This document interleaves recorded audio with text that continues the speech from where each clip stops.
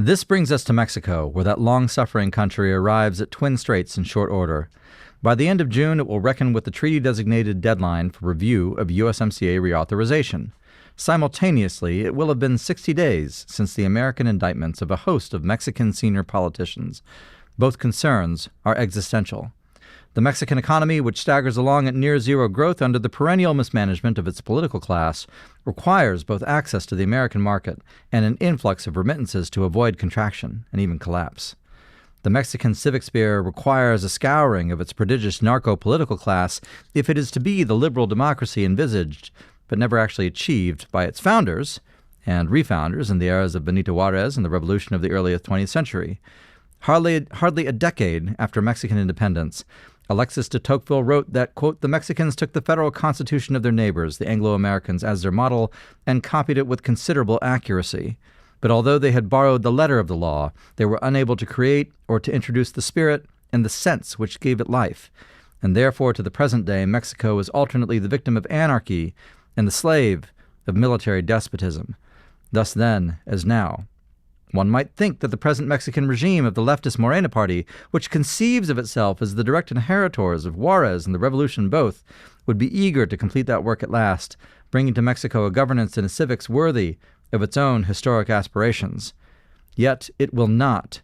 USMCA may or may not be reauthorized, although the odds are in its favor, but the narco-politicians subject to U.S. indictment will probably not be surrendered, absent pressure yet to be brought to bear. The Mexican president, Claudia Sheinbaum, has publicly affirmed her opposition to their extradition and further accused the United States of using the indictments to undermine Mexican sovereignty.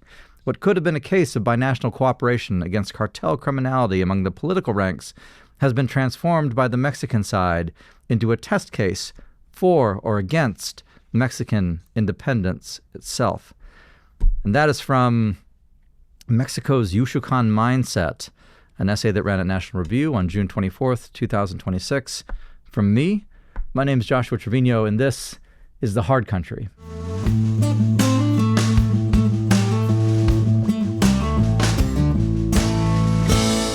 Hello, everyone, and welcome back to The Hard Country. My name is Ariana Guajardo. It has been a while since we've been able to see everyone, right, Josh? You've been in Japan, which you get to talk about in this article. You've been to Spain, but that's okay because everyone's had the World Cup to entertain them in the meantime. And I've been to the most alien land imaginable, which is Washington, D.C. Oh, I'll be over there in August for a brief moment, hop over to New York. So I'm doing a little bit of my own travels. But let's start with this article here. You're bringing up the USMCA renegotiations, the mindset of Mexico, and something I do hope people get to read is an interesting comparison between the mindset of, I guess, the historical outlook of modern day Mexico and that of modern day Japan. Exactly. No, it was something fairly interesting, although this is obviously not a Japan-focused podcast, nor am I an expert in things Japanese, so I have to But you have been to a museum. I have been to a museum, yes. It's certainly enough expertise to write on foreign affairs for the New York Times. And so, what was very interesting to me, though, is that in looking at how the Japanese, at least from a standpoint of the official narrative that's on view to tourists, such as myself, we were only in Tokyo, but looking at how they adapted to modernity and westernization, and obviously the extremely dramatic things Japan went through, including helping start a world war. Japan has done a series of things in terms of, I would say, taking societal accountability in some interesting ways, and also denying it in some other interesting ways. That really presented to me an interesting contrast with how Mexico has dealt with somewhat similar circumstances in its own historical journey, and I thought that was a fruitful point of comparison. Comparative politics is always a fraught game, right? Because a lot of what you different do, people, different culture, different people, different cultures, different times, different history's contingency plays in all affairs. But sometimes you can draw some lessons from it, and the fundamental lesson that I drew from the comparison of how the Japanese have looked at successes and failures in Japanese history versus how the Mexicans have dealt with it is that, and this is a gross oversimplification here, by the way. So if you're a Japan expert, don't write in telling me I got it wrong because I know that this is an oversimplification. But Japan fundamentally has a sense of itself with a place in the world that it is fundamentally not victimized by everybody else. That's not true of the Mexican left, which fundamentally does see Mexico as a victim. So to simplify even further, Japan is strong, Mexico is weak. The regimes in both, that's not my estimate, by the way, it's what the regimes in both promulgate in order to get their own preferred political narratives into. And I just thought it was extremely interesting to see the contrast. Well, talking about that victimhood status that Mexico so loves, finally the Morena party is going through some what looks like fracturing from the outside looking in. And that's coming after the indictments, which I think was probably the last thing that we talked about was when after the indictments had come out. Yeah.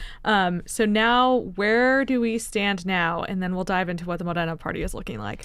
It's very interesting. So, of course, in late April, 28th, 29th of April, I think it was the 28th, of course, the indictments came down from the U.S. Department of Justice for the governor of Sinaloa, a senator from Sinaloa, and I think 8 other, more minor political figures. And it's been received as an earthquake within the Morena regime because, they perceive, I think, probably correctly, that, with sufficient American pursuit of these narco politicians, that their own coalition is going to come apart, that the party itself and the party coalition cannot survive close scrutiny from the U.S. Department of Justice or let's in actually general. Examine real quick those Go three ahead, different yeah. groups. Trying to find it here. You can tell by the stack of papers I have all the things we have to talk about today. Sure. But this is from another article of yours that came out June 30th. Also National Review, Cracks Begin to Show in the Mexican Regime. Mm-hmm. And you break it down into these 3 different factions that made up the Morena coalition, all being held together. And here's a significant part with AMLO in the center. So let's break down what those 3 are. Which one do you like to start? You start with the opportunistic faction. The opportunists. So to understand what the Morena coalition looks like, I do posit that there's 3 major factions. Now there's not a clean break between any of these 3 factions, by the way. So there are people who move between them. There's some individuals who are part of more than one faction. But broadly speaking, you can speak of opportunists who are really just there because Morena's in charge. Venerable phenomenon in Mexican politics, also in Washington, D.C. at this point, too. You've got the opportunists. You have the ideologues, who are people like President Sheinbaum herself. So Claudia Sheinbaum is an ideologue. She's a leftist. She believes in the left-wing transformation. She's a of Berkeley society. Berkeley grad. She is all in on this. Literally a Berkeley left-wing grad. Yeah, exactly. But these are the individuals who really do see Morena as the vehicle, the indispensable vehicle for transforming Mexican society along essentially Venezuelan lines, for Sovietizing it. I mean, I think in the classic sense. And then the third group that you have is the narcos, the narco politicians. And so these are the individuals who have actually fueled, from a financial standpoint, much of Morena's rise to power and retention of power since 2018. And these are the individuals who have cut deals with the Sinaloans, with a variety of criminal groups, throughout Mexico. They may include former president, you mentioned AMLO, Andrés Manuel López Obrador, who was president of Mexico from 2018 through 2024. And so, in kind of when I said people could be members of both factions, I would say that López Obrador is probably a member of both the narco faction and its toleration of Sinaloa, what is likely Sinaloa cartel funding of Morena over many years, and he's also in the ideological faction as well. Mm-hmm. I don't think President Sheinbaum is in the narco faction. I think she's in the ideological faction. And so what the indictments have done from the U.S. Department of Justice is they're clearly going after the narco faction. The problem is that the ideological faction needs the narco faction as constituted in order to keep the coalition together and also to provide resources, funds, votes, depending on the circumstance, to actually get this project of transformation through. They call it the 4th transformation, by the way. Have we talked about this already? No, we haven't. I don't think we've said it on the show, but please do, because as I was reading through all the stuff coming up, multiple people are calling it bringing up the 4 T's now. So this is becoming a thing. Will you explain what that is? Yeah, absolutely. So this is an idea. I believe Andrés Manuel actually conceived of this, but it's actually it's a smart bit of marketing. The concept is that Mexican society has gone through 4 fundamental transformations, and it's slightly over 200 years of history. The Mexican bicentennial was just 5 years ago. So, so transformation number 1, transformación uno, is independence, right? It's independence from Spain.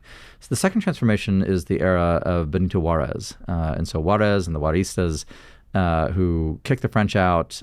They beat the conservatives. They established liberal ascendancy. They kind of dethrone the place of the church and a lot of traditionalism in Mexican civics. So they're taken as sort of the fundamental template for the American, the Mexican left, some of the American left too, depending on the corner that you're in, especially in California. And then the third transformation is the Mexican Revolution in the decade of the 1910s, which is this horrifically bloody period in which Mexican society is again politically reorganized and actually ends up exiting the revolution in the 1920s as kind of a quasi-Sovietized republic. Now that fades away across time, and in fact, by the 1940s, you actually have pretty friendly relations between Mexico and the U.S. So what Morena and Andrés Manuel are arguing is that you had independence, you had the Juaristas and the liberals, you had the Mexican Revolution. Now it's time for a fourth transformation.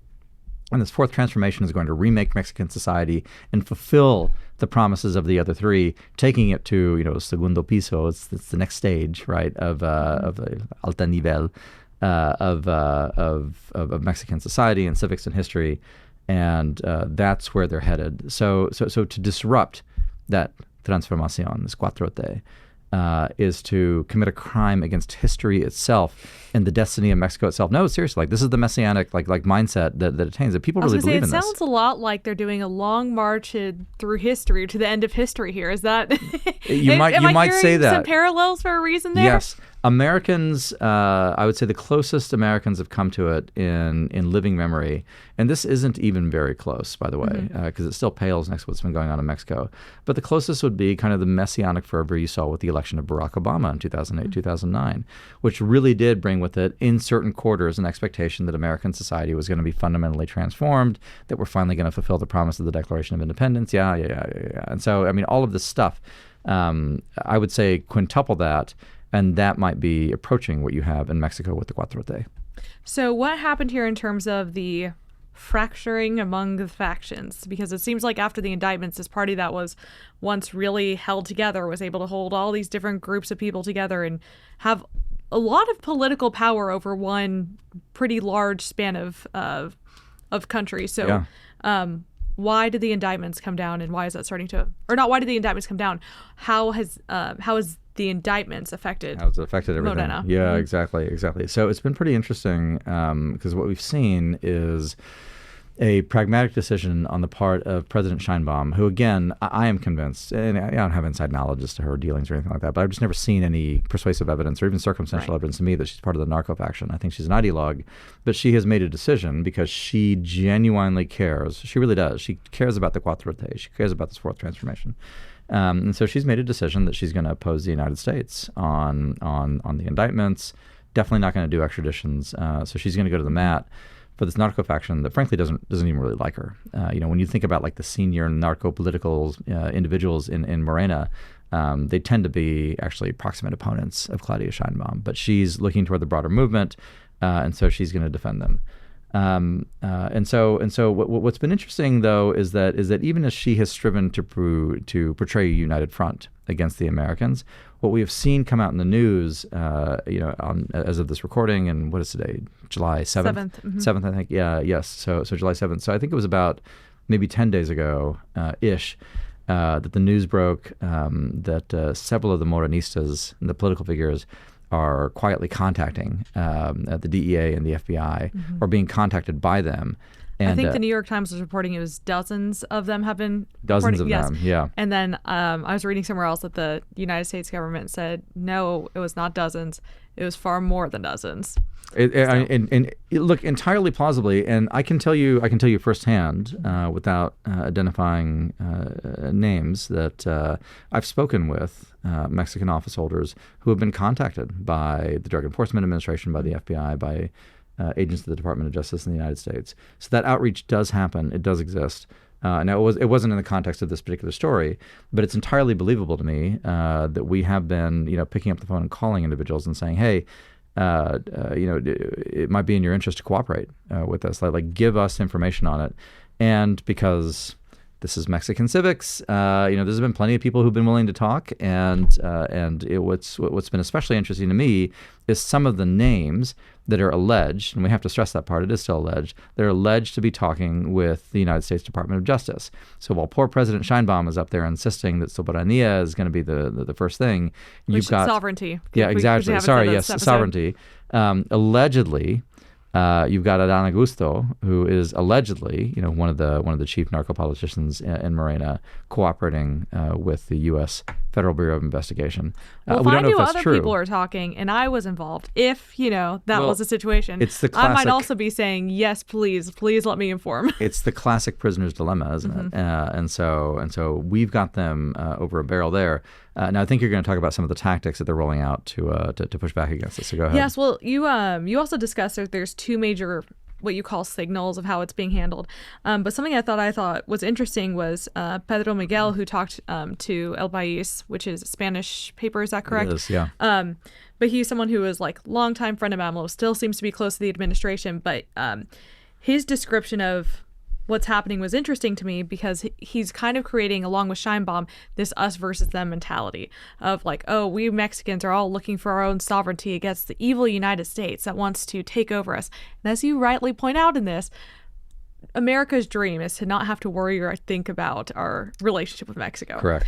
Not have total control over their region. Yep. But one thing that he even says, and this is what I found interesting, it wasn't just what we've seen in the past of U.S. versus Mexico. He's now characterizing the Mexican right wing, as he says, the Mexican right wing to be more of a tool of the United States than part of the country. Yeah. So that also seems to be, I'm not sure if that's like fracturing of the party from Morena, because that's, again, creating an us versus them and holding them together. But that stood out to me. Is that something that's normal or language we're used to hearing? Pedro Miguel is a very interesting figure, and we have to understand that he did not appear in media or give that interview by accident. It just didn't happen to run concurrently with this crisis.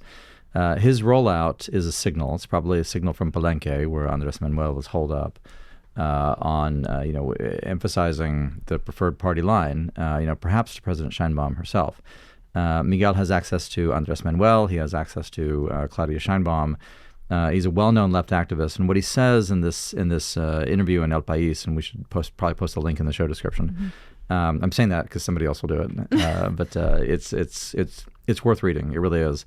But what he sets out to do in that interview in El País is just emphasize that the United States is fundamentally a threat to Mexico, and that for him, and this is a sentiment that Sheinbaum herself, I was going to say echoed, but she said it first in public in early June at the speech at the Monument to the Revolution, that it is the United States that by dint of its pursuit of narco politicians, actual narcos, constitutes a standing threat in being to Mexico. And that threat far supersedes any benefit that would otherwise accrue from arresting the narcos, assuming the Mexicans wanted to, which I don't think is necessarily the case. And that is, it's extremely troubling to hear that aired publicly. But we know it happens to be true, and we know that it's not just one particular ideologue who's saying these things. We know, for example, that in the Mexican officer class, the Nena and Semar, that the primary strategic problem that you work on if you go through their equivalent of Command and General Staff College is how you counter an American invasion. It's there. It is a strategic orientation that has not changed since the 1840s. And now it bears no basis of reality because we're not going to invade Mexico. We're not going to take its territory. We're just not going to do any of that. There's no appetite or interest for that at all. In fact, the generation that really was interested in that, they had something happen to them in the 1860s, and so they just have been off the chessboard since then. But on the Mexican side, it continues to be real. And because it continues to be real, it continues to affect policy. And I think that in the long term is going to lead us into collision. Right. Yeah. And so you were talking about the two signal reactions, one being what we just discussed. And then the second, also what part of what we were discussing earlier, which is that that party members are saying, hey, like DEA, please, please, please let me inform. Right. So what that shows us, though, is two different things. One is what the Mexican administration is saying, and then two is what is actually happening. That's right. So we don't have a crystal ball, but if you did, where do you think this is heading? I think the fracturing is going to continue, and now what the fruits of it are going to be are very difficult to predict. A lot of that's going to depend on two things that are almost impossible to predict. One is what U.S. policy is going to look like in X number of months. And do you think USMCA is going to factor into that? I hope so. I mean, we should talk about that a little bit too. So USMCA is not reauthorized for the 10-year period. No, but statement from the U.S. said that we're going to have another discussion with Mexico. I believe that was. Let's see what date that's going to be. Yeah, the United States will meet with Mexico the week of July 20th for a third round of bilateral negotiations.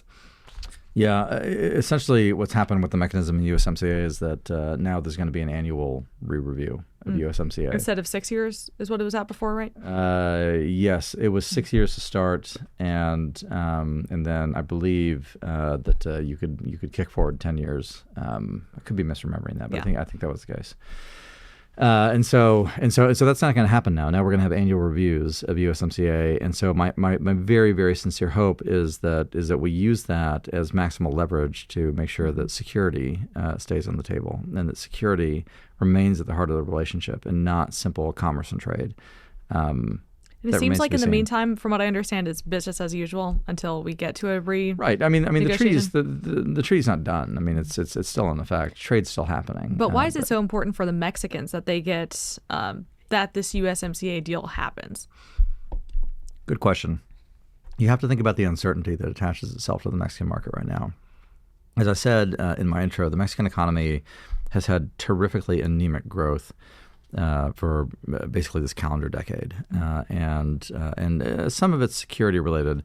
Most of it is related to the policy choices that the Morena regime, first under Andres Manuel and now under Claudia, have made, and those choices have tended toward, in too many cases, statist authoritarianism. That's not universally true. I mean, there's been some good stewardship. But as a consequence, businesses need a lot of certainty to do things anyway. They need an unusual amount of certainty to do things in Mexico. And if you take that away from them, then a lot of those investment dollars, not all of them, but a lot of them flee elsewhere where there's more uncertainty, where you can build a plant that's going to be there in 10 years. Right now, with everything going year to year, that is not a long enough time horizon for anyone who wants to seriously invest in Mexican products and Mexican infrastructure. And just as an example of something that was going to be built originally in Mexico, I think Toyota was talking about building their Tacomas there. And then I saw today that now that's going to be in Texas. San Antonio. So, yeah, it's going to be at the San Antonio plant. So there you go. I mean, to lose that is huge. Mm-hmm. Even a year ago, it would have been a no-brainer to build it. So it was previously... especially car manufacturing, yeah. Correct. Yeah, it was going to be built at the Tijuana plant. No longer. That's going to be built in San Antonio. But I think perhaps, and again, depending on how this goes and what Mexico does to guarantee security for their own people and for things inside their country, I wouldn't be surprised if we see a couple more companies feeling a little safer on this side of the border. Yeah, no. Now the auto industry is obviously qualitatively unique, but one of the signals that I would watch is when you start to get light manufacturing coming north across the border. And then you'll know if that happens, which I genuinely hope it doesn't. We don't want Mexico impoverished, right? But if that happens, then you'll know that they're at a crisis point for sure. Right. Yeah. Well, talking about this dynamic back and forth between the U.S. and Mexico right now, you had sent me one of the mañaneras from Sheinbaum that was a few weeks old, and she's talking about this old case that people are now bringing up again, El Mayo, who was the co-founder of Sinaloa along with El Chapo. A few years ago, great story about how we ended up arresting him on the U.S. side of the border. But now everyone is bringing him up again. And she discussed this again in her mañanera today. So why is this a case again? Or what's happening here? Is he saying that he's going to talk? The Mexicans, I shouldn't say the Mexicans, the Mexican regime is trying to conduct a counter-narrative around El Mayo. There's a real fear, which has been publicly acknowledged in a variety of places, that El Mayo is going to spill the beans on his relationship. Now, keep in mind, he's a crime boss, so it's going to be his relationship with Andres Manuel and with the Morena party nationally. And the more I see of reactions like this, the more I believe it happens to be true. And just to give people a little bit of insight into what she was talking about in her mañaneras so this would be July 7th, she's asking who lied, because at the time the U.S., or I think it was... On the apprehension of El Mayo, we're talking about. Yes. Yeah. I think it was just... I'm trying to remember who it was in the U.S. government that said that we didn't... I think it was one of the ambassadors to the U.S. or it was Ken Salazar. Yes. Yeah, who was Biden's ambassador. To my knowledge, we don't have any involvement in this. But she keeps pointing out, but there's the plane that was used in the capture that's now in a museum in the U.S., so they're taking credit for it. And she's asking who lied. But the biggest thing that I was taking out of this was a quote from her. Okay, here it is. She said she was saying that, trying to assert that the U.S. is now making deals with the cartels and really we're the ones who are working with them. Yeah. So she said, who makes agreements with members of organized crime? And then she continues to say that her government does not make those agreements. And yet, and yet they do. They're simply not official agreements. It's interesting. It's interesting to see this. What they want to do is they want to set up a counter narrative that the United States lied to Mexico, violated Mexican sovereignty, and possibly violated treaty with the apprehension of El Mayo. And you know what? All that's probably true, honestly. I have no doubt that Ken Salazar, whether through design or simple ignorance, gave an incorrect story, and that it had the effect, if not the intent, of misleading local Mexican authorities. But you know what? This is the kind of thing that you have to do in a de facto war zone, where you can't trust the government, where you can't trust the prison system, where you can't trust the police, and to the extent that the Americans are culpable for anything, which I dispute, they're culpable, or they're not as culpable as the Mexican regime itself. In general, for her to get up there and say that we don't make deals with organized crime is what it seems like what he might be talking about soon is precisely beyond the deals absurd. made with. Well, exactly. Precisely the deals that may have been made with them directly with organized crime. They're totally afraid of what he's going to say, and honestly, they should be. So, but we got him. Yeah, and that's going to be a fun story as that continues to unravel and what new information comes out, because this is like 2-3 years later now since that happened, so that's going to be very interesting. It is. And it reflects, sorry to interject, but please. It reflects, by the way, the increasing nervousness of Andres Manuel Lopez Obrador, who was not as concerned prior to the indictments against Rocha Moya and Insunza and everybody else in Sinaloa back in late April. And he's nervous because I don't think this had even come out at the time of our last recording. Him, AMLO, that is, actually publishing a letter. Yeah. And usually we never hear from former presidents of Mexico after they're done. They, peacefully go off to maybe Spain or wherever they're vacationing for the rest of their lives. But instead, that shows, like you were saying, there might be some fear there. There might be for sure. And it's an interesting letter that he sent out, because he basically accused Trump of changing from good and kind to malevolent and evil, and which is again completely preposterous. But at the same time, but then he also makes like World War II comparisons and starts using I don't even know if I want to say like Hitler. Yes. Hitlerian. Well, I was gonna say I don't know if I want to say that on YouTube, because they'll be like, no, you can't say his name. Oh well, we're not monetized anyway, are we? So because not anymore. We're think tank guys. We survive on donations. But yeah, he calls Trump Hitlerian, and his rhetoric Hitlerian, and so be it. That's the kind of hyperbole that he wants to engage in. Before we'll see what comes out officially, because we've detailed it on the show as well as in the articles, which people definitely should read, the reasons that we have for suspicion involving AMLO and money between him and the Sinaloa cartel in particular. Exactly.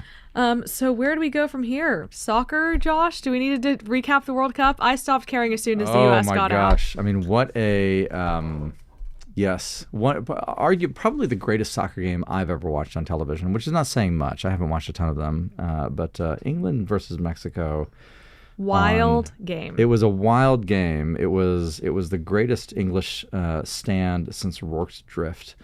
England prevails down to 10 men in the Azteca, which I think the Mexicans have lost in only 3 times, I believe, something in the last 68 years. Double check me on that figure, but it's been a really long time.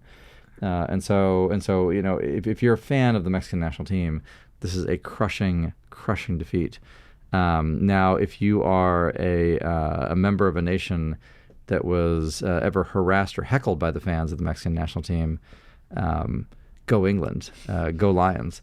Are you familiar with what the Mexican national team's fan base did to the U.S. team back in 200004?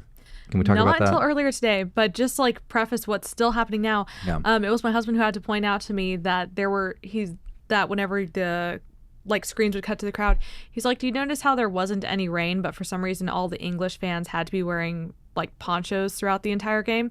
Part of that is fear of stuff being thrown on them. And then he was pointing out to me the shields that were on the sidelines to keep trash from falling onto the players from being thrown down. Yeah. But that apparently pales in comparison to the 2005 incidents. What were the fans doing in 2005? 2004. Or 4, sorry. The Mexico and the United States met in an Olympic qualifier, and Mexico won. And the crowd chanted "Osama, Osama, Osama," taunting the Americans. And this is a thing that I think is probably important to understand. Mexico's sports culture makes the especially the Mexican national team sports culture makes the Philadelphia Eagles fan base look like a Latin mass reading circle. It is one of the most rough and tumble and frankly disagreeable fan bases out there in global soccer, which is saying a lot. So you've got historical incidents like when they taunt the U.S. team with Osama, and then you have how they treated the English team on Sunday, trying to surround the hotel and deny them sleep. Well, also I was thinking about how a lot of the content that I've been seeing in the U.S. whenever we have all the Europeans here is all the Europeans super excited to go to Buc-ee's for the first time. Like people getting excited about our like small chains like Long John Silver's and the Fish. They're like everything. So I was going to start looking for social media content of what was happening in Mexico. And the thing that I kept seeing instead video after video of was both memes joking about it, but also showing the fans surrounding the hotel where they found out the English players were staying. Yeah.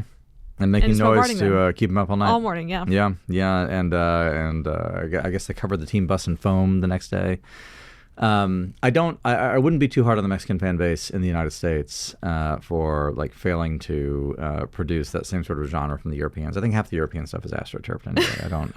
I don't actually believe that there's. Oh, I fully believe that someone walks into Buc-ee's and has that reaction. I'm not kidding at all. No, I do, because I feel that way about Buc-ee's to this day. I do think that way, but I'll just say there are certain accounts that I think are exist as wish fulfillment for Americans, and so don't ruin my dreams, Josh. We lost at soccer. You can't take this from me too. It's totally fine that we lost at soccer. We did. So as of this recording, we lost 4-1 to Belgium, which terrible game. Belgium is more of a casus bellum than a nation, but it had a superior soccer team to ours. So be it. We should take it and face it squarely. Psychologically, it's much harder for Mexico. And I think in the long run, what you're going to see is. And I say this with regret, by the way, because I have no desire to bag. I'm a Dallas Cowboys fan, so do I know what the pain of losing is like? Intimately, it's all the time. And you don't go numb after this many losses, Josh. No, I do, but it's like numbness plus sorrow, and But part of the sorrow is knowing that the Jones family is going to own this thing till the end of time. So we're not getting better until that gets fixed. But on the flip side, Mexico actually could win a World Cup in the next, in 2030, 2034. Mm-hmm. So we should be cognizant of that. They're not condemned to. And in fairness, the game on Sunday night against the English really, it showed the English to be utterly superb. But the Mexicans too were very good at what they did. It was a superlative level of play, mm-hmm. And you got to respect it. But the next step for Mexico, honestly, I don't think this will actually happen, but if you could wave a wand, they got to clean up the fandom. It's completely unacceptable that I say it's unacceptable. It's unacceptable to me, not that my opinion matters to the Mexican fan base. But in general, it is unacceptable that a nation that would host the World Cup would have its fans act the way that they acted this past weekend. And my hope is that at some point, somebody over there can say, you know what, we have to level up, we have to do better. We have to, have these qualities of sportsmanship and also provide a venue where the world can actually come and play. And if they can do that, great. If they can't, then the wheel of history continues to turn. Well, then what I can leave our audience with is my 3 hopes for Mexico. 1 is that their fan base cleans themselves up and treats their team and their country with dignity. 2 is that they're able to include or have an infrastructure that continues to grow, good economy. And lastly, that they're able to have security through both whatever we come to for USMCA, hold Narco politicians to account, but maybe I hope for too much. Josh, do you have any last thoughts for our viewers? My last thought is that I don't need the sporting victory, but I do want the win for both the United States and for Mexico against the narco politicians, and so I hope we get that. Well, thank you so much for taking the time. Everyone else, if you want to keep up with Josh Treviño, where can they find you? I have a weekly column at National Review and a variety of other media, but always come back here to TexasPolicy.com to see the latest. Yeah, thank you guys so much for watching. We'll see you next time.